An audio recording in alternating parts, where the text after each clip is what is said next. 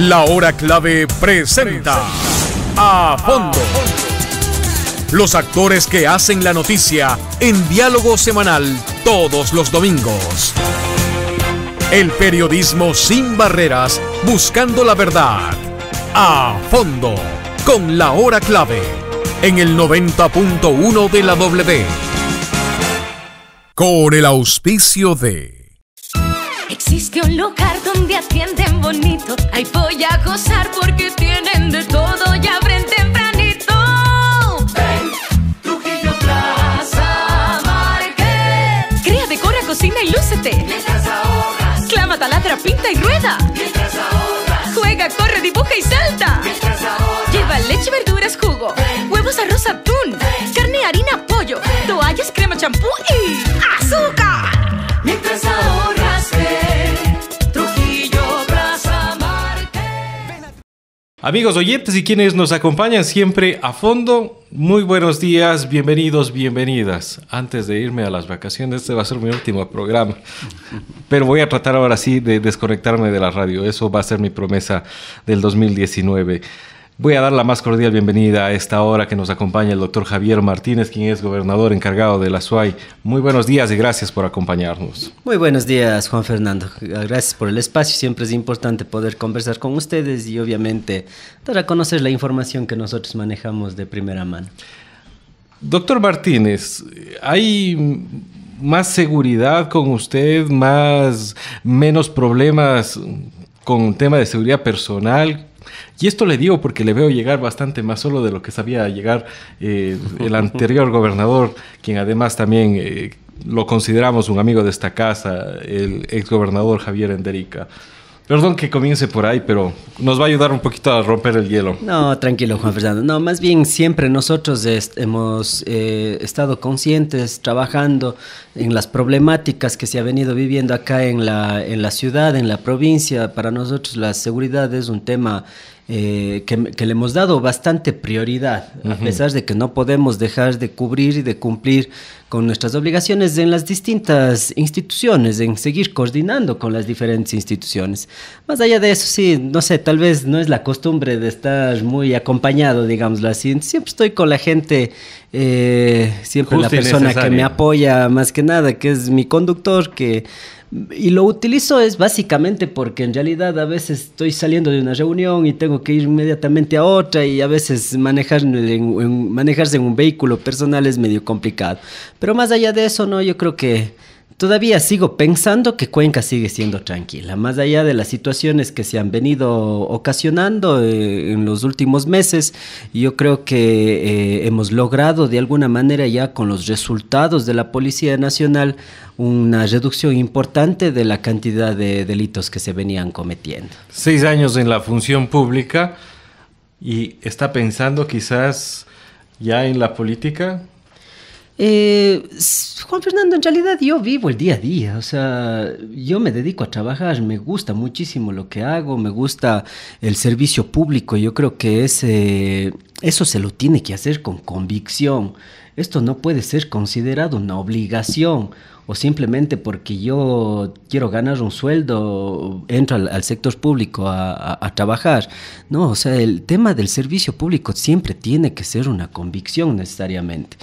Me ha gustado, yo inicié trabajando en el 2009 con una propuesta casi al poco tiempo de haber salido de la universidad. Estuve trabajando en el libre ejercicio.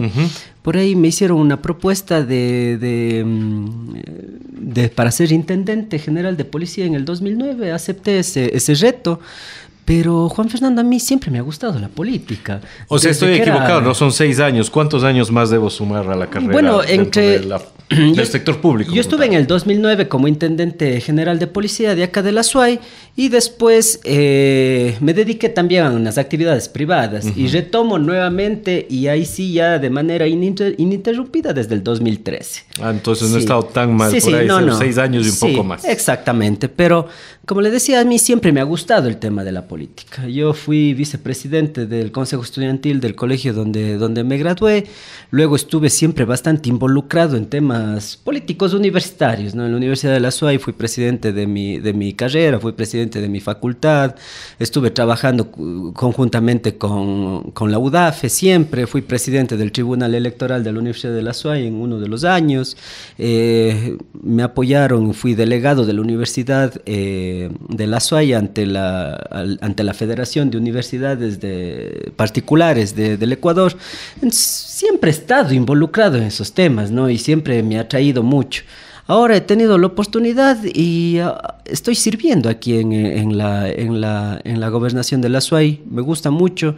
Es un trabajo muy sacrificado, eso sí, Juan Felipe. La familia le dice, oiga, ¿cómo le dicen en casa? Javier, Esteban, Javier, básicamente. Mi esposa siempre me reclama que ya prácticamente no me ve. En realidad, yo sí me dedico con que mande el cheque por lo menos. Claro, eso es lo más importante. Pero no, es complejo. En las mañanas salimos muy temprano. A veces me pactan entrevistas a las 7 de la mañana, 7:30. Me toca salir temprano. A veces, bueno, ahora en época de vacaciones, mis hijos están dormidos cuando salgo. Claro. Durante el día es una agenda sumamente apretada. A veces me toca viajar, como el día de ayer estuvimos todo el día prácticamente en Ponce Enríquez y regreso 9:30, 10 de la noche. En el mejor de los casos estamos ahora con el programa también de las visitas a los barrios, de los recorridos en los barrios. Entonces es un trabajo fuerte, pero yo creo que es la satisfacción de recibir ese abrazo de la gente, recibir ese agradecimiento de que en algunos barrios hemos tenido esa reacción de que aquí nunca una autoridad ha venido. Y que ni siquiera su anterior gobernador, es decir, Javier Enderica. Eso es lo sea franco. Eso es lo que nos dice la gente, o sea, eso es lo que nos dice la gente y a uno eso le llena mucho de satisfacción. Entonces yo, más allá de eso, creo que es el premio al trabajo y al sacrificio que uno hace todos los días. Pero, ¿pensaría usted quizás postularse para algo el 2021? ¿Está en el mejor momento para ir cosechando y alineándose a esa posibilidad? Hay que ir viendo, no estamos pensando ahorita un tema eleccionario. La verdad es, ahorita, este momento nos hemos enfocado tanto en el trabajo que mi único objetivo es sacar adelante este periodo que esté en la gobernación. Esto depende también de la confianza que se pueda tener por parte de las autoridades nacionales, pero estamos enfocados 100% en esto. Después iremos viendo cómo se van dando las posibilidades. Si es que existe en algún momento una oportunidad, pues hay que saberla aprovechar principalmente. ¿Qué se siente y qué se dice tras las puertas de la gobernación al mantenerlo a usted únicamente con el título de encargado y no titularizarlo? En la SUAY, de la memoria más reciente, no logramos encontrar un periodo tan amplio en el que nos han dejado sin un titular. No es que estamos sin gobernador, eso he sido franco siempre con nuestros amigos oyentes, pero no lo titularizan. ¿Por qué? ¿Ha tenido alguna conversación que quizás debamos conocer? No hay absolutamente nada detrás de eso. Nosotros estamos cumpliendo nuestras funciones, como usted bien lo dice, Juan Fernando. Aquí el encargado, el titular, tiene exactamente las mismas funciones y estamos simplemente trabajando por el bienestar de la provincia, estamos trabajando por el bienestar de acá de la ciudad de Cuenca, tercera ciudad del país en importancia y obviamente no vamos a dejar de hacerlo. Nuestra única preocupación es ahorita enfocarnos en el beneficio que nosotros le podamos dar a través del trabajo y la coordinación que podamos hacer con las diferentes instituciones. Más allá de eso, la decisión final la tiene el señor presidente. Recordemos que los gobernadores son los representantes del presidente en cada uno de los territorios y obviamente siempre estaremos prestos a apoyar en donde que a uno le requieran. Pero no ha conversado en las múltiples visitas que incluso María Paula Romo ha tenido a nuestra provincia, a nuestra ciudad, y ha tocado el tema, mira, ¿hasta cuándo? Dime algo, sóplame algo, alguna pasadita, algo. Claro, no, hemos conversado. Yo con la ministra María Paula Romo he tenido la oportunidad de conversar en varias ocasiones. Nos ha dado mucho apoyo Y creo que eso es lo importante, ¿no? El hecho de contar con el respaldo de las autoridades, con ese espaldarazo que nos dio el mes anterior cuando fueron esos días más conflictivos que tuvimos acá en los temas de seguridad, creo que ha sido muy importante. Y gracias a esa confianza nosotros hemos tenido la oportunidad de ir desarrollando proyectos y hacer los trabajos que hemos venido haciendo estos últimos días de la gobernación. La doctora María Paula Romo estuvo en nuestro medio de comunicación, conversamos con ella en el segmento de la hora clave. Ella dijo y me ofreció que usted me iba a llamar para pedir sugerencias de seguridad. No me ha llamado, me siento resentido. ¿Por qué no lo ha hecho? Ya estamos aquí, estimado Juan Fernando, para recibir todas las sugerencias. No, recuerdo esta entrevista y esta parte porque quizás resultó irónica y me pareció que no entendió el sentido de la inquietud que también como ciudadano le transmití. Muchas de las veces vemos a un grupo de policías todos juntos en un sector como es la Remigio Crespo, que es donde mayormente lo suelo ver. Pero entendiendo que la Remigio Crespo no es uno de los puntos más críticos y un número importante que puede estar bien distribuido en otro lugar, ¿por qué? Aprovecho y le pregunto a usted directamente.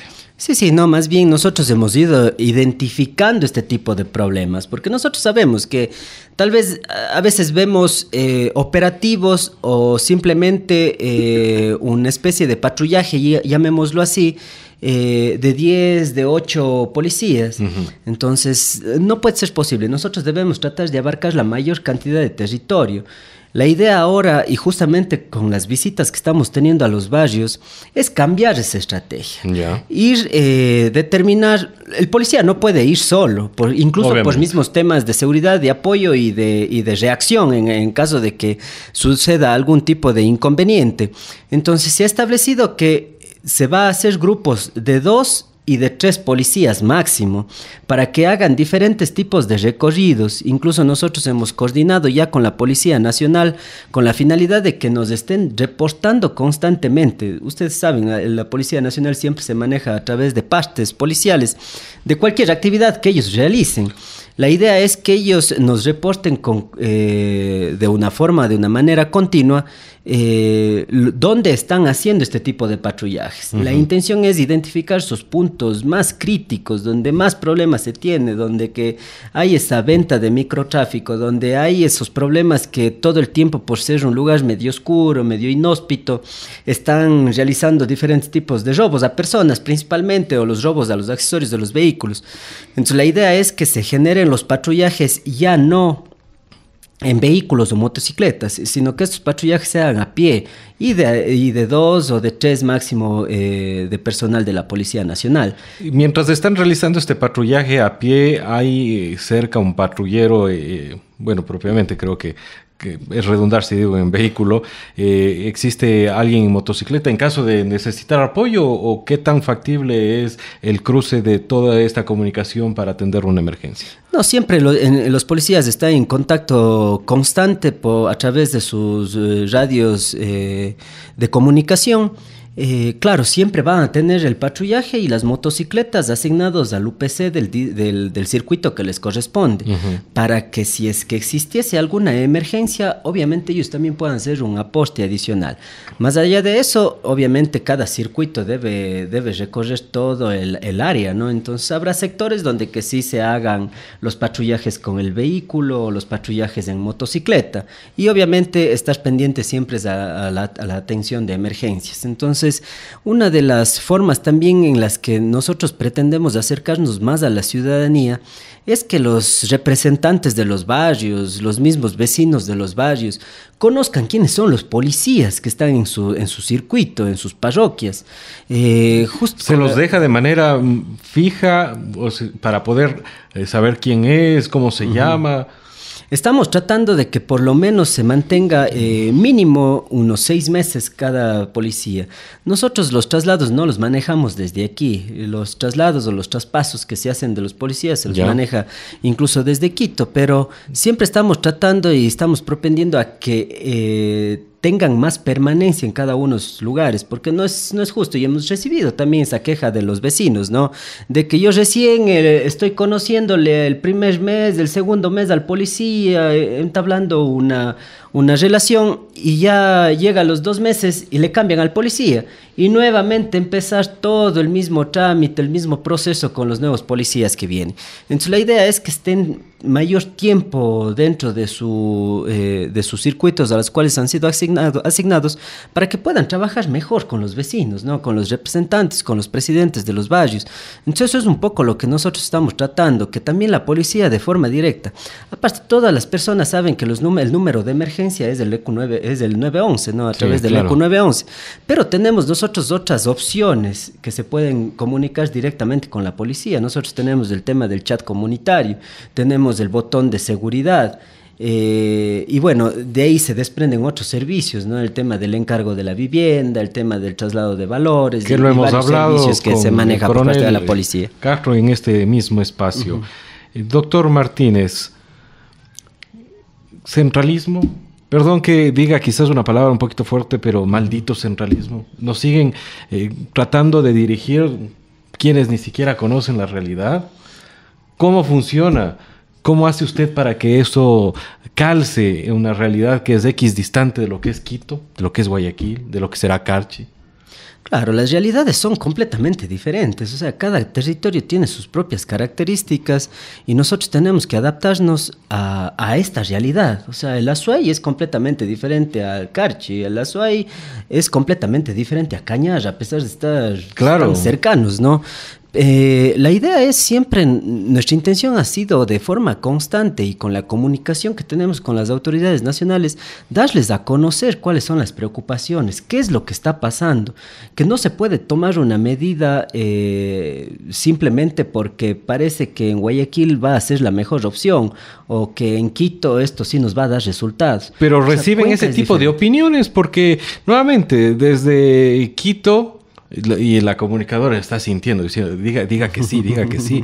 No, pero en realidad, si usted le dice, oiga, pero lo que usted me está pidiendo es inaplicable, le escuchan, dice, ok, ¿cuál sería la otra opción? O cómo realmente pasa. Yo creo que sí hay que hablar con absoluta franqueza en ese tema. Sí, no, siempre nosotros estamos dispuestos a cumplir las directrices que nos dan desde Quito. O sea, nosotros también dependemos de autoridades que están tratando y están velando en los casos de seguridad, por la seguridad, y en los otros casos por el bienestar de la ciudadanía.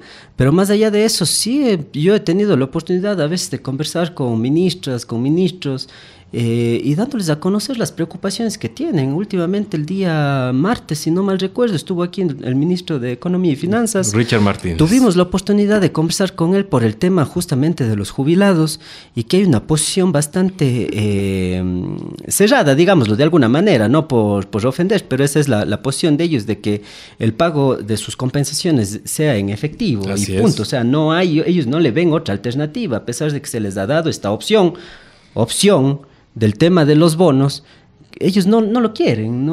Si usted fuera jubilado, ¿lo tomaría? Habría Porque que hay que tener en cuenta que hay un descuento cuando uno hace el cambio. Sí. Lo que pasa es que ahí hay un tema de una mala interpretación y una mala experiencia que vivieron en su momento algunos jubilados, hablando en el 2014 aproximadamente, en el que ellos fueron a hacer el cobro de sus bonos o la venta de estos bonos a una entidad financiera. Y les habían descontado efectivamente entre el 30 y el 35%. Es una brutalidad. Y es demasiado. Claro. Ahora el ministro de Economía y Finanzas, Richard Martínez, ha hecho todas las gestiones, incluso ya él ha hecho los contactos con las diferentes entidades financieras. Y hay la predisposición de que en el caso de que la gente quiera el dinero de forma inmediata, pueda negociar esos bonos y que el máximo descuento va a ser del 5%. ¿De que va a haber descuento? Va a haber descuento. Pero obviamente la idea es que sea mínimo para que se pueda solventar. La intención es que a través de los bonos también se pueda ir cumpliendo una obligación, una obligación justamente con los jubilados, que no fue generada en este gobierno. Recordemos que el tema de los jubilados es un lastre que se viene arrastrando desde el gobierno anterior y que nos ha perjudicado muchísimo.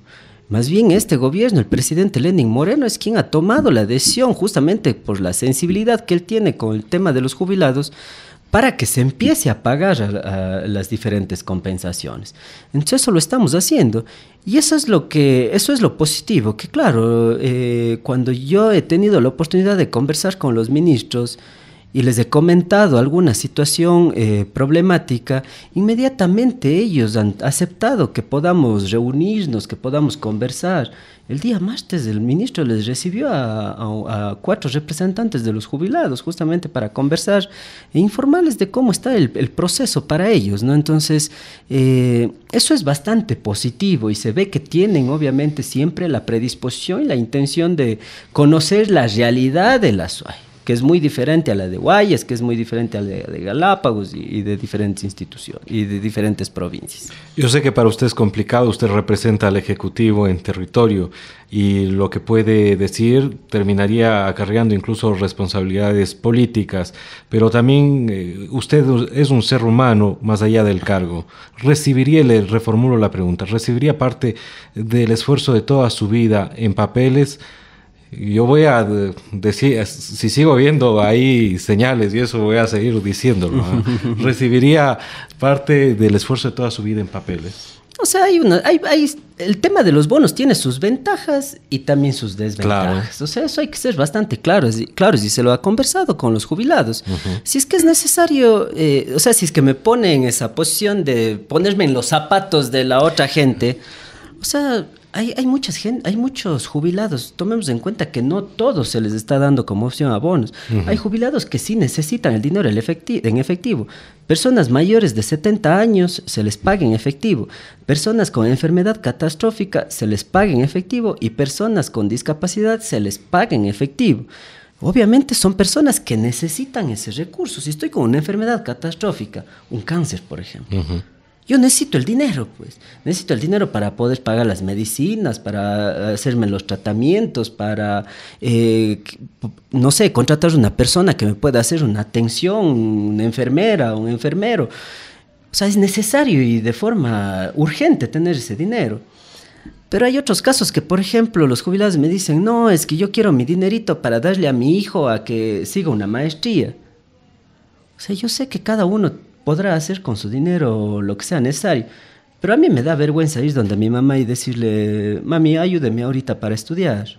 O sea, yo lo trato de hacer, ya soy una persona adulta, ya soy una persona responsable.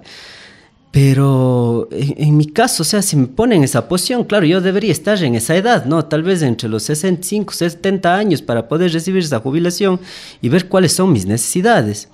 Claro que es el trabajo de toda la vida, pero yo también, si es que no tuviera una necesidad urgente de ese momento, yo sí recibiría el bono, porque el bono también me paga intereses.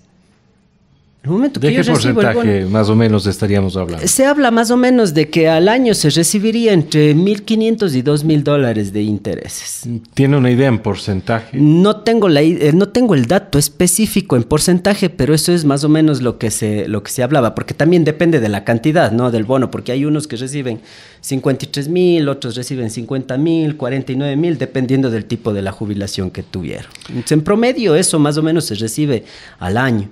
Y claro, tengo la posibilidad de negociar de forma inmediata porque esa ha sido una de las características por las que ha peleado el ministro de Economía y Finanzas, de que el bono sea inmediatamente negociable. Entonces, si yo necesitaría el recurso, simplemente voy a la entidad financiera y hago el canje, ¿no? Claro, con este descuento de máximo del 5%. Esa es la condición. Bien, estamos conversando en esta mañana para quienes no nos acompañan a través de las redes sociales y se conectan a través de la frecuencia de la W90.1 FM con el gobernador encargado de la SUAY, el ex jefe político de Cuenca, el doctor Javier Martínez. Doctor, en los últimos meses hemos tenido porcentajes y pesos importantes en lo que es incautación de drogas, lo que me lleva a preguntarme, ¿es que Cuenca, número uno, o es un centro o un lugar de paso, o en su defecto está incrementado y de manera bastante significativa el consumo personal de este tipo de sustancias sujetas a fiscalización?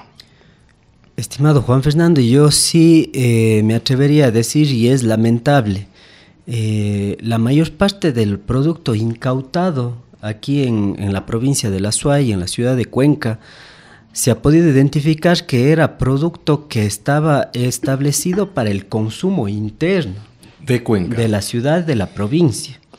Y es lamentable porque, imagínense, nosotros desde enero hasta la fecha aproximadamente, y va en incremento, ¿no?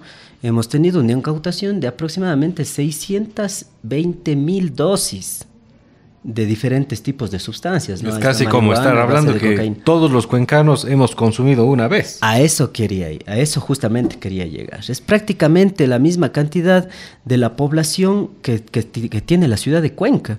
Entonces es un tema bastante preocupante. El día de ayer se incautó, claro, esto fue en la provincia del Cañar, se incautó droga, aproximadamente 53 kilogramos de sustancias sujetas a fiscalización, pero fue una investigación que se hizo desde aquí de Cuenca. Y esa droga estaba destinada para consumo interno de las provincias de Cañar y de La Suay. Entonces, la Policía Nacional ha venido haciendo un trabajo importante. Recuerde también, hace poco tiempo, hace un mes y medio aproximadamente, un poquito más, se incautó en una camioneta que estaba viniendo desde el oriente, en Gualaceo. Asimismo, encaletado, como se dice, 52 kilos de sustancias estupefacientes. Igual hace 2 semanas atrás, 2 fines de semana atrás, en una vivienda también se hizo una incautación de droga importante. Asimismo estábamos hablando de unos 20 kilos de marihuana. Entonces constantemente se está haciendo este trabajo, y lo más preocupante es que los indicios nos indican que este tipo de sustancias estaban justamente para consumo interno. Eso es lo más preocupante. Hablar de que que Cuenca se ha convertido en un paso de droga obligatorio, desde aquí se está empezando a distribuir, no es tal. Más de eso se da en lugares de la costa, donde se sale vía marítima generalmente, se saca este tipo de sustancias. Pero aquí no, incluso la Policía Nacional sí ha encontrado, pero ya son cantidades un poco menores, ¿no? Droga en paquetes que iban a ser enviados a otros países a través de estos couriers que existen, ¿no? Entonces, también se hace ahí los análisis, también se hacen las investigaciones y también se incauta esa droga que pretenden sacar fuera del país. Usted nos brinda el dato de 620,000 dosis a lo que va del año. ¿Esto influye o tiene relación directa con la violencia y el incremento que ha tenido la provincia, la ciudad, las muertes violentas, la inseguridad en términos generales? Bueno, sabemos que el tema de la droga es algo que nos complica mucho, ¿no? Porque eso puede generar violencia adicionalmente o alrededor de este tipo de venta o negocio ilícito de venta de droga. No hay un dato que nos indique que esta es la razón de por qué ha incrementado la violencia o ha disminuido la violencia en Cuenca o en cualquier otro lugar del país. Pero sí, obviamente se hace los análisis, se maneja los números. En el tema, por ejemplo, de las muertes violentas, Juan Fernando, sí debemos ser claros. El año 2018 fue uno de los años menos violentos con respecto a las muertes violentas. Por ejemplo, nosotros tenemos en el año 2012, fue el año con mayor número de muertes violentas en los últimos años.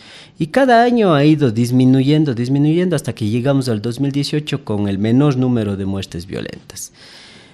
El 2018 fue el año con menos número de muertes violentas, pero en el 2019, nosotros haciendo un comparativo entre enero y julio del 2018, tuvimos 23 muertes violentas. Entre enero y julio del 2019 hasta la fecha tenemos 16 muertes violentas. Incluso es menor al 2018 en este periodo de tiempo. siendo el 2018 el año con menor número de muertes violentas. Nosotros en lo que es a nivel nacional como provincia de la Azuay, somos la segunda provincia con menor número de muertes violentas. Sí, somos la segunda provincia con menor número de muertes violentas. ¿Por qué la Entonces, gente es cree importante. que todo entonces va de mal en peor? Hablamos muchas veces del tema de percepción, también el tema de las redes sociales nos complica mucho, se maneja demasiada información que muchas de las veces es repetitiva y eso también a nosotros de alguna manera nos Es decir, nos yo perjudica. publico que alguien ha muerto, alguien más publica y quizás otra persona ve las dos publicaciones y están pensando que son dos muertos. Sí, más o menos. O por ejemplo, usted publica hoy la muerte de una persona y alguien retuitea eso el día domingo y parece ver que Dos eventos diferentes. son dos eventos diferentes. Exactamente, a eso más o menos voy. Se está perdiendo el café por si acaso. Usted no ha querido aceptar.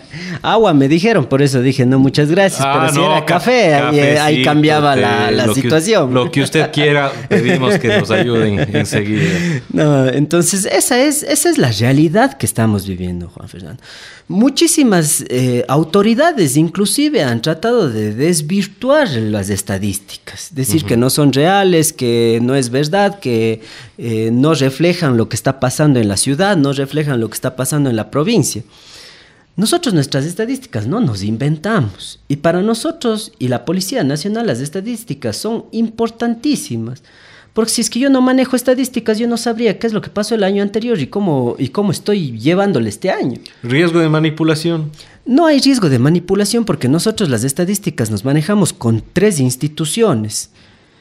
Fiscalía, la información que maneja Fiscalía General del Estado, obviamente la Fiscalía Provincial de aquí de la Azuay, la información que se maneja a través del ECU 911, si es que yo no tengo una denuncia en Fiscalía, pero alguien llamó a decir, me robaron el celular, ayúdenme. O sea, eso ya queda registrado en el ECU 911. Así no pongan la denuncia en la Fiscalía. Y también tenemos la información de la misma Policía Nacional, porque a veces tenemos gente que acude a los UPCs a poner una denuncia, a informar que se le han robado la vivienda, que le han robado el vehículo, que igual le han robado, ha sido un robo a personas, le han robado un celular o alguna pertenencia.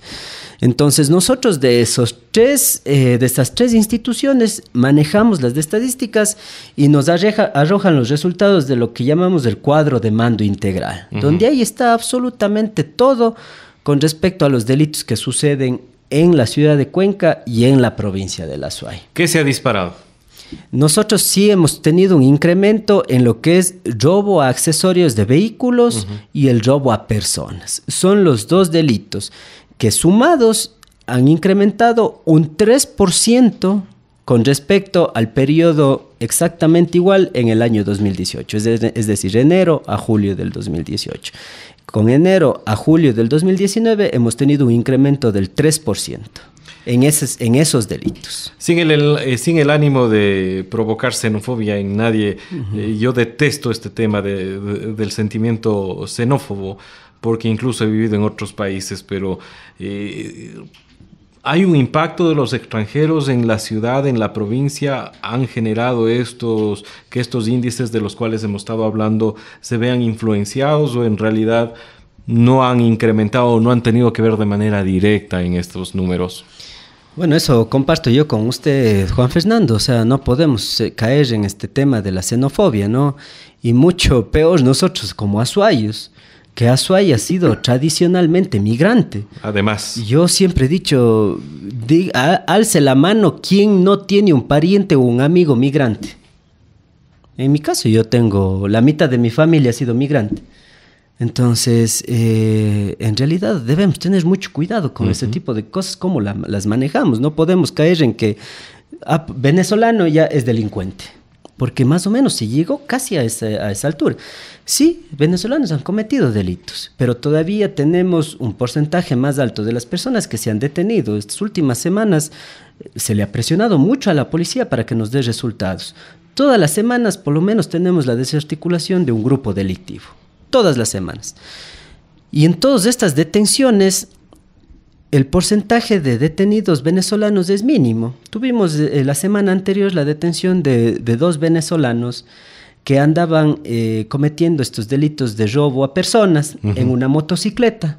Ellos andaban en una motocicleta circulando, veían una víctima, bajaban y le amedrentaban con arma de fuego y con un cuchillo en realidad. Entonces se les hizo el seguimiento y la semana anterior la policía ya detuvo a estas 2 personas. Pero de ahí el resto de detenidos que hemos tenido son de nacionalidad ecuatoriana. Entonces, el mayor número todavía de las personas que están cometiendo delitos son ecuatorianos. Tenemos un porcentaje, sí, mínimo, bajo, pero ya existe de delitos por parte de ciudadanos venezolanos. Más allá de eso, el gobierno nacional siempre ha estado preocupado. Recordemos, lamentablemente, Juan Fernando, ese hecho que sucedió en Ibarra. Lamentable. Hace meses atrás. Posible causal, por cierto, de un juicio político a la ministra del Interior, sí, según se anuncia. Vamos a revisar el tema. O sea, ahí justamente el gobierno nacional tomó 2 medidas instantáneas. En primera instancia, justamente el pedido del pasaporte para el ingreso de personas venezolanas, y en segunda instancia el pedido del recurso policial, ¿no? Justamente que se lo conoce acá. Lamentablemente, a través de una acción de protección que se planteó por parte de la defensora del pueblo de ese entonces, Gina Benavides, se dio de baja estas decisiones tomadas por el gobierno nacional y obviamente no se pudo proceder con esto. Ahora, la semana anterior, justamente el presidente de la República tomó la decisión de solicitar la visa a ciudadanos venezolanos o extranjeros que vengan acá al país. Y en esta semana, tanto el canciller como la ministra María Paula Romo ya presentaron en la Asamblea Nacional la propuesta de reforma a la Ley de Movilidad Humana. Entonces, son medidas que son necesarias, se vuelven necesarias. Estamos protegiendo la seguridad de los ecuatorianos, pero asimismo tampoco estamos vulnerando los derechos de los extranjeros, porque ellos van a tener la posibilidad de regularizarse, de que nosotros podamos tener una información y datos, una estadística real y concreta de quiénes son los que están viviendo en el país y obviamente qué actividades están desarrollando. Usted habló de presionar a la policía. ¿Cómo se presiona? ¿O me traes un ladrón o te vas a la calle? No, es más a través de las reuniones justamente de coordinación que se tienen, ¿no? Y obviamente, si es que nosotros estamos viviendo hechos delictivos, por ejemplo, ahora estamos tras la pista de la gente que está cometiendo estos delitos justamente de robo a accesorios, ya se está haciendo todas las investigaciones correspondientes, ya se tiene algunos datos y pistas, entonces se está trabajando con eso y la presión va encaminada a eso, ¿no? A reunirnos, a conversar, ver los avances principalmente que se tienen en las investigaciones para obviamente llegar a un final que nosotros queremos, que es la detención de los delincuentes. Doctor Martínez, puede resultar la pregunta y la respuesta bastante obvia para muchos, pero prefiero no dar por obvio. He aprendido últimamente eso, no dar por sentado nada, prefiero preguntar. ¿Por qué no salió el gobernador acompañando al alcalde de Cuenca y otras autoridades a la marcha contra la violencia, como se denominó la misma? No, primero porque no nos invitaron. No les invitaron. Nadie les pasó la invitación. No, me invitaron a mí de forma personal para asistir a la marcha. Caso contrario, nosotros siempre hemos estado abiertos, Juan Fernando, ¿no? Jamás hemos cerrado las puertas a absolutamente nadie. Creo que seguimos la misma forma y el pensamiento de nuestro presidente, Lenín Moreno, de a través del diálogo poder tratar y solucionar todos los inconvenientes que tengamos. Lo dijimos muchas veces en la asamblea, nosotros íbamos a estar presentes porque creíamos que era el espacio correcto y el adecuado para recibir las propuestas, las críticas constructivas y en base a eso poder dar solución a muchos de los problemas que podamos tener en la ciudad. Pero la marcha se volvió con algunos tintes medio políticos y eso también nos preocupó mucho, ¿no? ¿En qué sentido? Si es más claro, por favor. Porque obviamente a veces detrás de esto se manejan ciertos intereses. Supuestamente era una marcha por la seguridad. El día de la marcha tuvimos encapuchados hablando de la defensa del agua, con carteles de la defensa del agua. Tengo un par de fotos de eso. También estuvimos con gente con letreros en contra del gobierno. ¿sí? Temas de aborto, xenofobia y algo más. Entonces, reclamaban un grupo muy pequeño. Además. No se puede hablar de que realmente era una marcha pacífica y que cumplía o cubría en 100% el objetivo. ¿No le parecía pacífica? No, sí, pero obviamente, como le digo, estos grupos dañaron la marcha también, porque tuvimos esos gritos en contra del gobierno nacional. Y obviamente eso también nos complica y nos preocupa un poco. Entonces, más allá de eso, como le dijo Juan Fernando, en ningún momento yo tuve una invitación de absolutamente nadie con respecto a asistir a la marcha. Caso contrario, hubiéramos estado presentes, porque es también para nosotros una preocupación el tema de la seguridad en la ciudad. ¿Cree que esta marcha fracasó? ¿La convocatoria no fue mayor? ¿Pasó casi desapercibida por la mayoría de cuencanos? ¿Cuál es tu opinión de ese tema? No creo que haya sido un fracaso. No creo que haya sido un fracaso porque yo siempre hemos considerado con el gobierno nacional, mientras no exista una situación de violencia, de tratar de caotizar la ciudad, las personas tienen todo el derecho para manifestarse. Claro. Todo el derecho, sin ningún inconveniente. Y hemos respetado absolutamente todos los plantones, marchas, manifestaciones que han habido frente a la gobernación. No tenemos inconveniente con eso, más bien hemos sido muy abiertos para recibir a las delegaciones, para poder conversar y tratar de buscar siempre una solución. Pero no puedo hablar de fracaso, yo creo que eso no viene al caso, pero sí podemos hablar de que en una asamblea ya se dieron a conocer todos los puntos de vista de diferentes sectores de la misma ciudadanía y obviamente en base a eso nosotros podemos trabajar, en base a eso nosotros podemos decir, a ver, esta es la petición, analicemos y verifiquemos la posibilidad de cumplirla o obviamente cuál otra alternativa tendríamos para solventar este inconveniente. Entonces, básicamente con la asamblea de la mañana ya quedó bastante solventado el tema de la conversación o de la discusión de la seguridad en la ciudad de Cuenca. Minería. Minería.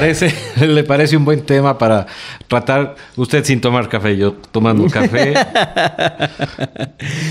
La minería, bueno, nosotros hemos sido muy claros, ¿no? Nosotros hemos sido bastante claros. Cuando usted habla de nosotros, no quiero nuevamente caer en la obviedad, pero ¿habla también por el gobierno nacional o habla como Javier Martínez? No, hablo como gobierno nacional. Hemos sido bastante claros en el tema de la defensa también, incluso del medio ambiente. Y vamos siempre a ser respetuosos a la normativa existente. Uh-huh. El vicepresidente en su momento lo dijo, o sea, claro, vamos a explotar minerales donde haya minerales, pero siempre y cuando no nos vayamos en contra de la ley, pues, o de la Constitución. La Constitución es muy clara, artículo 407, establece claramente que no se podrá realizar actividades mineras en fuentes de agua, fuentes de recarga hídrica y en áreas protegidas. Qué interesante que usted cite esto, porque pese a que efectivamente, incluso lo hemos destacado muchísimas veces, que tenemos una constitución hipergarantista, una constitución de avanzada porque reconoce los derechos de la naturaleza.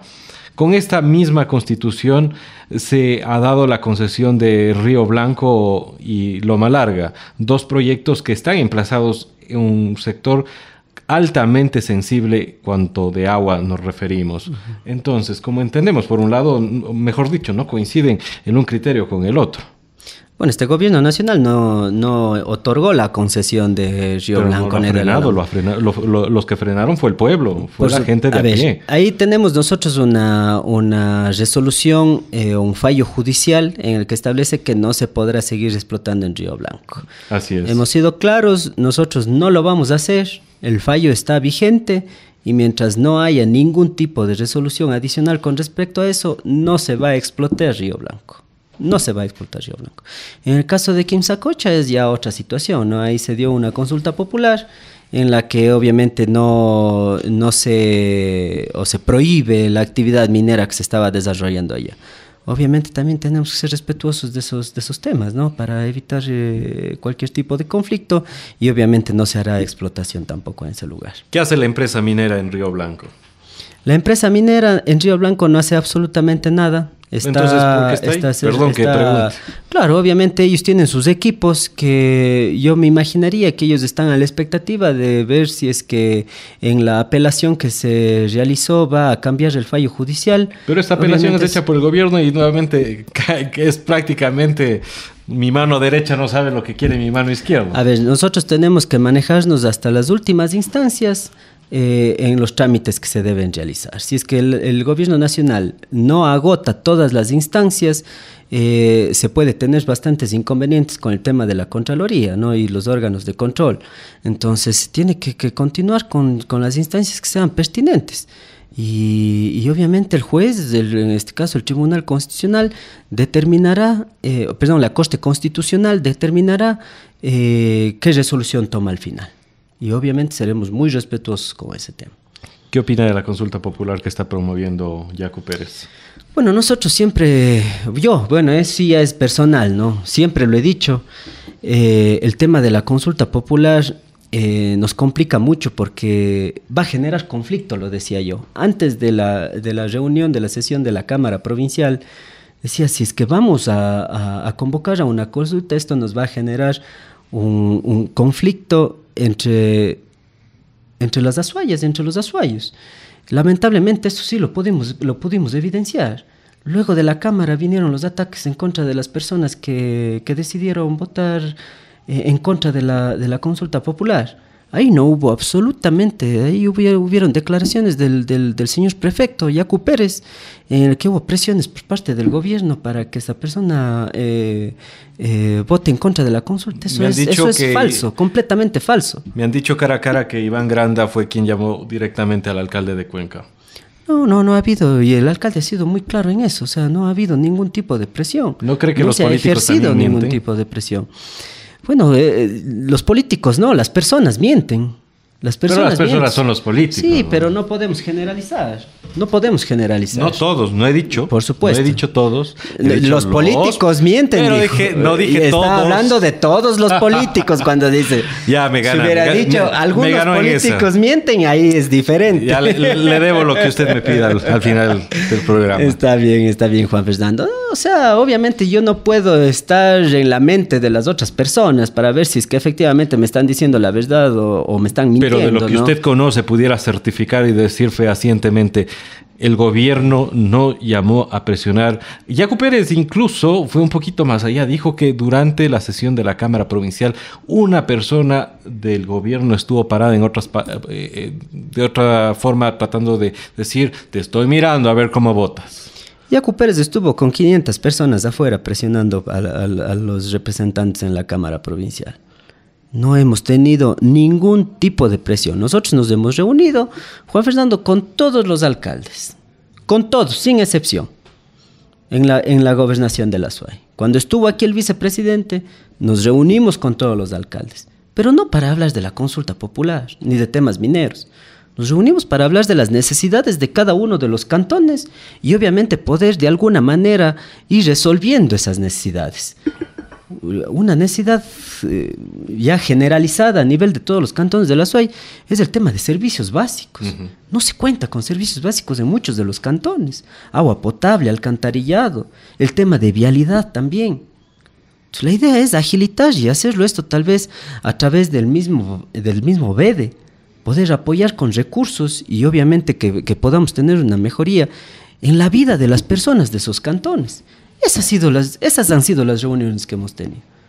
Pero llamar a decir, vea, si usted no vota de esta manera, no tiene nada, eso no se lo ha hecho, mi estimado Juan Fernando. Eso no se lo ha hecho. Entonces, es falso el tema de que ha habido presiones, como le digo. Más bien ahí el prefecto estuvo con 500 personas en la parte de afuera, estuvo con gente adentro de la Cámara, siempre metiendo presión, haciendo bulla, gritando a favor de la consulta. ¿Eso usted cree democrático el tema? Tener una presión así de esa manera. Entonces hay que ser coherentes también con lo que decimos, ¿no? Hay que ser coherentes con lo que decimos. El tema si no quiero presión, no pongo presión. Por supuesto. A eso se está refiriendo. Por supuesto, tenemos que ser coherentes. O sea, está hablando y quejándose de que el gobierno nacional ha estado presionando cuando él era evidente lo que hacía, porque ahí están las cámaras, hubo transmisión en vivo inclusive del tema de la sesión de Cámara Provincial. Entonces tenemos que ser un poquito más coherentes en eso. Más allá de eso, nosotros hemos estado siempre abiertos para conversar, para dialogar. ¿Por qué no estamos de acuerdo con la consulta o con las consultas? Porque tenemos otros mecanismos que a través del diálogo, de las conversaciones, nosotros podemos mejorar y establecer un control realmente adecuado para la protección del medio ambiente, porque aquí no es solo el agua. Hay que cuidar los páramos, hay que cuidar la fauna, hay que cuidar la flora. Entonces, en 2016 la misma prefectura emitió una resolución en la que se prohíbe, exactamente, en la que se prohíbe el tema de explotación minera en sectores de acá de la provincia. En el 2017 lo mismo hizo el municipio de Cuenca. ¿Por qué no hacemos una revisión? Elevar esas resoluciones ya a ordenanzas que nos pueda generar un mejor control. El municipio, la prefectura tienen direcciones ambientales que también pueden ser los órganos y que son los órganos llamados a generar el control ambiental en los diferentes lugares. No solo minería, porque toda acción humana genera un impacto ambiental, toda, sin excepción.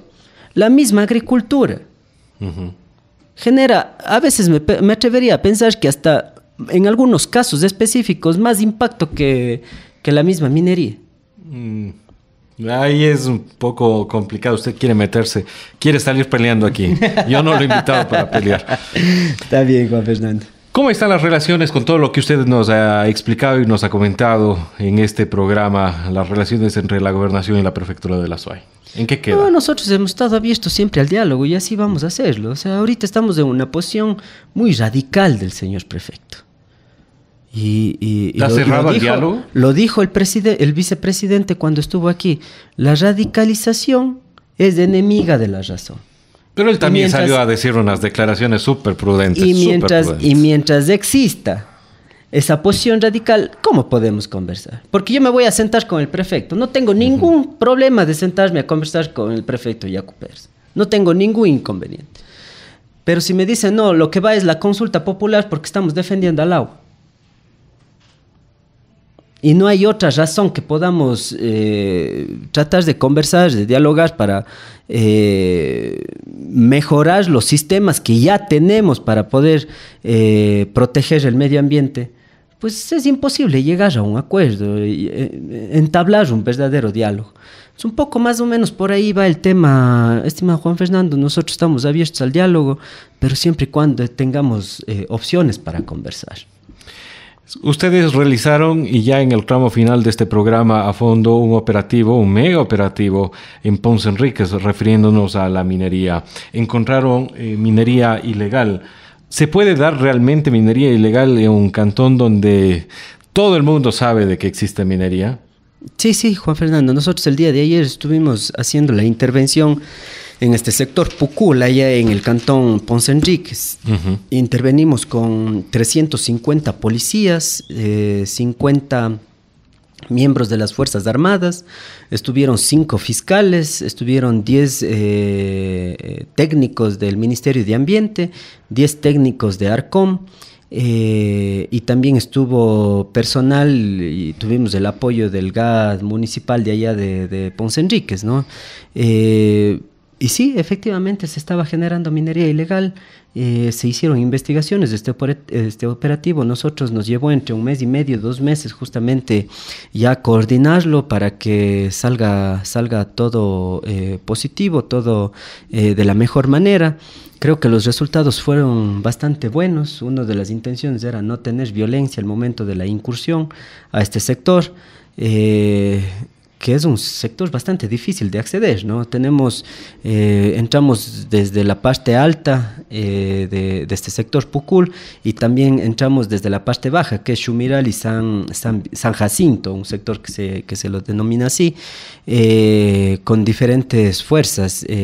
Primero ingresaron las unidades del GOE, del GIR y del HUMO, por si es que existía algún tipo de reacción violenta por parte de las personas que estaban ahí, pero bueno, en realidad no hubo ningún inconveniente, no hubo ningún tipo de enfrentamiento. Lo que sí encontramos fueron 75 bocaminas, que son ya excavaciones que se estaban realizando de diferente índole, claro, todo de una forma muy, muy desorganizada. Encontramos 100 habitáculos, que es los lugares donde prácticamente la gente vivía, era como un pequeño pueblito que tenían ahí, todo ¿De diseñado. qué tipo de condiciones?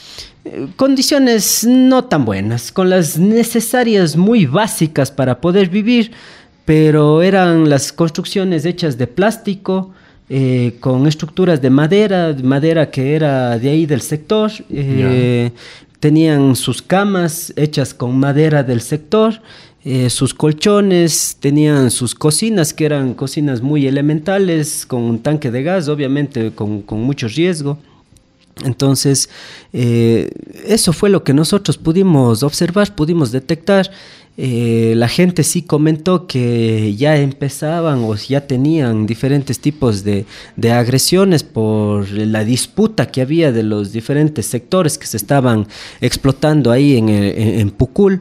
Entonces, una de nuestras finalidades más importantes con estas intervenciones es justamente dar la seguridad a la ciudadanía y evitar que haya este tipo de agresiones que lleguen a más, tal vez algún tema de asesinatos, homicidios que se pueden generar. Ahí se está haciendo una investigación, se está haciendo un análisis a ver si es que efectivamente había, por ejemplo, trabajo de menores de edad, si es que había algún tipo de explotación laboral, si es que había algún tema de trata de personas. Prostitución, lavado de activos. Exactamente, todos esos temas. En flagrancia no pudimos identificar, por eso estaban los fiscales, no se pudo identificar en flagrancia, como le decía, el acceso era bastante complicado, más o menos tanto desde los 2 puntos se demoraba entre 1 hora, hora y 15 en llegar hasta el sector de Pucul donde estaba explotando. Entonces eso también sí les dio un poco de tiempo para poder sacar algunas cosas. En el caso de algunas personas huyeron justamente para evitar cualquier tema de detención. Lo que encontramos ahí fue explosivos. Sí encontramos explosivos. Ahí mismo se fueron detonados de forma controlada para precautelar la seguridad de las personas que estábamos generando el operativo, pero fue bastante positivo. Ya de aquí viene otro periodo del operativo en el que es ya la contabilización exacta del material encontrado. Se encontraron aproximadamente 100 sacos de material mineralizado. Esperemos que ver cuál es la cifra final, si es que se queda en los 1000 o si es que incrementa, ya con la contabilización que va a hacer ARCOM en estos días, e inmediatamente se va a proceder también con la destrucción de todos estos campamentos que existían ahí. Y había 6 poleas gigantescas que cubrían kilómetros y kilómetros, y a través de estas poleas era por donde sacaban todo el material y también ingresaban. ¿A dónde iban esas poleas? Iban a la parte baja, llegaban en realidad a la parte de San Jacinto y de Xumiral. Donde ya hay poblaciones propiamente. Son poblaciones, y de ahí obviamente ya distribuían a otros lugares para hacer el procesamiento del material. Gobernador, no le voy a dejar ir sin hacer una consulta, y es que casi hemos tenido la suerte de, en estos programas a fondo de los días domingos, tener a un actor diferente de la política, de las autoridades, cada domingo. No hemos repetido un programa. Y casi hace un año más o menos estuvo Javier Enderica sentado en el mismo espacio conversando con nosotros. Él, entre las diferentes declaraciones que nos brindaba, terminó por confesar una fe bastante férrea al exmandatario Rafael Correa. ¿Cuál es su posición referente de ese tema? No, nosotros estamos trabajando con el presidente Lenín Moreno y obviamente es nuestro líder, es nuestra autoridad en este momento, y obviamente es un respeto irrestricto a las decisiones y al trabajo que él viene realizando. ¿Cree que todo lo que se habla del anterior gobierno, entendiendo que usted también ha trabajado en el anterior gobierno, es verdad o se está exagerando?